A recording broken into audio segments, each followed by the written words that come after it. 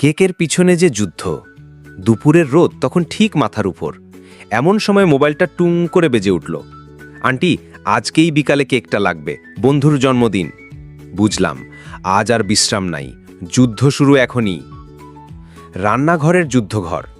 চুলায় বেশ বসালাম, মাপমতো ময়দা, ডিম, চিনি সব কিছু এক এক করে মিশিয়ে দিলাম।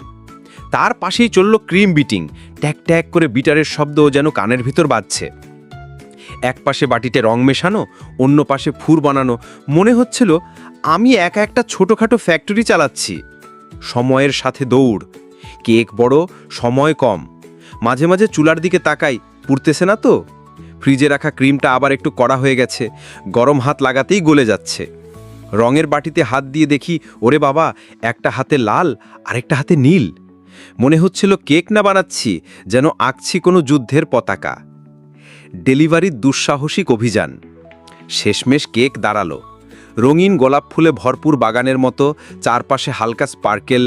ডেলিভারি দিতে গিয়ে দেখলাম বাইরের রোদে চোখ ঝলসে যায় আর হাত কাঁপে ভয়ে। কোনো দুলুনি হলেই সব শেষ, যেন কেক না আমার 1 বছরের পরিশ্রম হাতে নিয়ে যাচ্ছি। শান্তি নয়, শরীর বলে কিছু একটা আছে।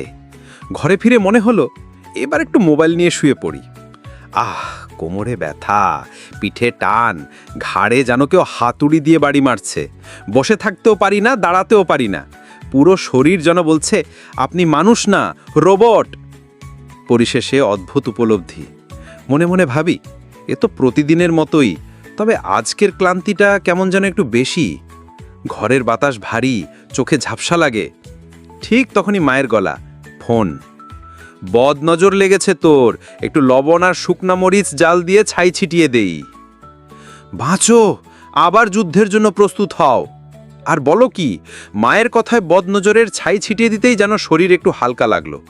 ভেতরে ভাবি, হয়তো ক্লান্তি নয়, কেউ হয়তো হিংসে করে চোখ দিয়েছে। আর আমি তো সেই যে কেক রানী, যুদ্ধ করে হলেও দাঁড়াই, হাসি, কেক সাজাই। আসলে বদনজর খুব বেশি খারাপ, যা মানুষকে দুনিয়া থেকে কবরে নামিয়ে ছাড়ে। মহান আল্লাহ তাআলা সবাইকে বুঝার তৌফিক দান করুন, সবাইকে বদনজর থেকে বাঁচিয়ে রাখুন। আমিন।